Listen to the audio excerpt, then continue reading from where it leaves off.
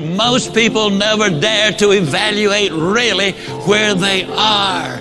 And you got to know where you are before you can really determine your chances of getting what you really want out of life.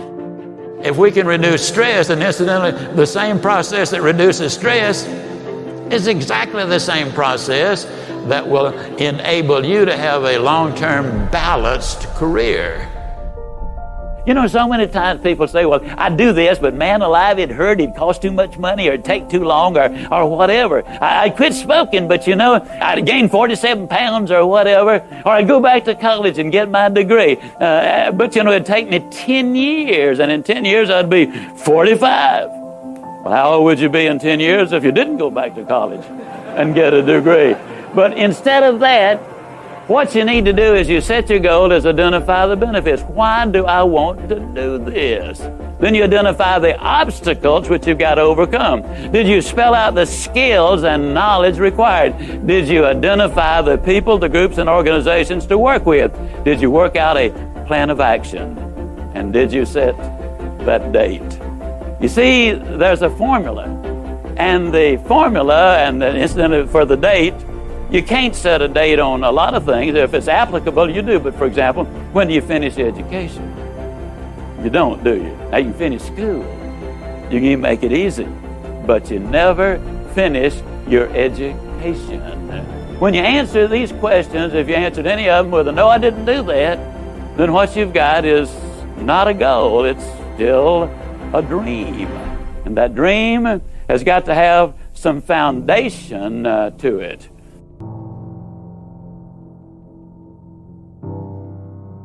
If you want to build a winning attitude, you need to take time, and this is probably going to surprise you based on what you've heard me say so far, but you need to take time to be quiet. You need to do it at least 4 or 5 times a week. A lot of people say, well, that guy keeps talking about time for this and time for that. I don't have time for all of these things. Let me tell you how you can create an extra 3 hours every day of your life, guaranteed. Over 70% of all of the time spent watching television, you're watching things you have no interest in watching. Let me encourage you to do this. Take a slow, lazy, drifting, absolutely meaningless walk. Just almost go to sleep on the walk. Not an exercise walk, you need to do those too, but a very quiet walk. Pick out a place in your home where you can be absolutely quiet on occasion. If you have to get up 30 minutes earlier, that's wonderful. I don't know why, but I seem to wake up earlier in the winter months than I do in the summer months. And when I get up, it's pitch dark. I have a nice little office. I go in there and I turn on the gas log. And I sit there. And every time I do that, without exception, I have the most exciting day of my life. I simply run through my mind the things I'm going to be doing.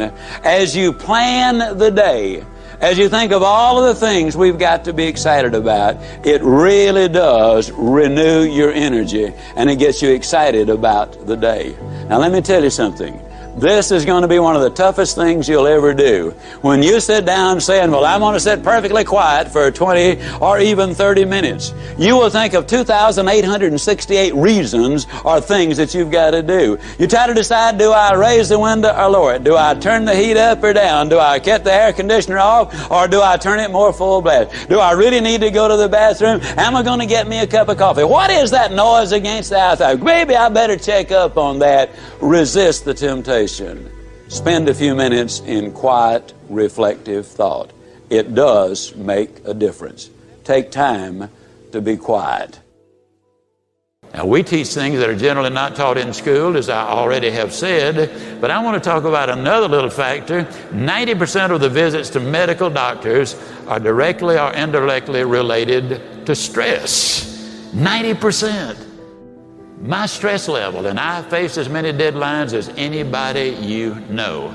It's always a book production, a class I'm teaching, a seminar I'm presenting, and each one of them requires time and concentration. Example, how many of you feel like I've made this talk before? Can I see your hand, please?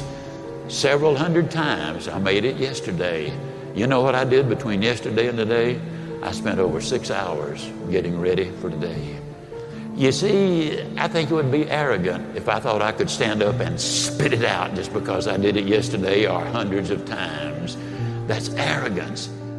When you respond to life instead of react to it, react is negative. You get sick, go to the doctor, she gives you a prescription, says, see me tomorrow. You walk in the next day, she said, uh-oh, it's not working.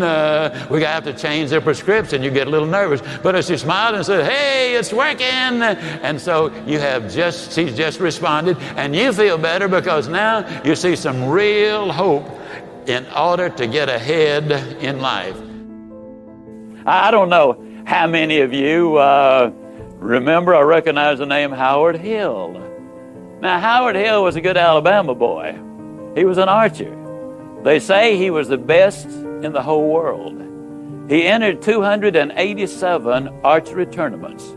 He placed first 287 times. He was so good, he retired early because the other archers started to get unwilling to compete for second place. I've seen newsreels of Howard Hill where from 50 feet away he had split an arrow dead center in the bullseye. Then he would take the next arrow and split the first one. He killed a Cape buffalo with a bow and arrow, the most difficult game animal alive to bring down. He killed a Bengal tiger. He killed a 15-foot shark in under 18 feet of water.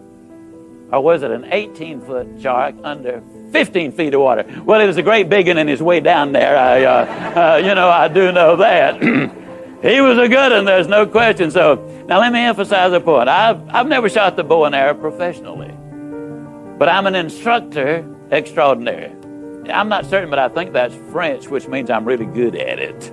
As a matter of fact, let me tell you just how good I am as a teacher. If I could spend 30 minutes with any man or woman who will ever view this, providing your eyesight is good and your health is normal, at the end of 30 minutes, I would have you hitting the bullseye more consistently than Howard Hill could hit it on the best day he ever had. Sound like I'm bragging, but I'm not. I could do it. Provided, of course, you had first blindfolded Howard Hill and turn him around a couple of times so he wouldn't have a clue as,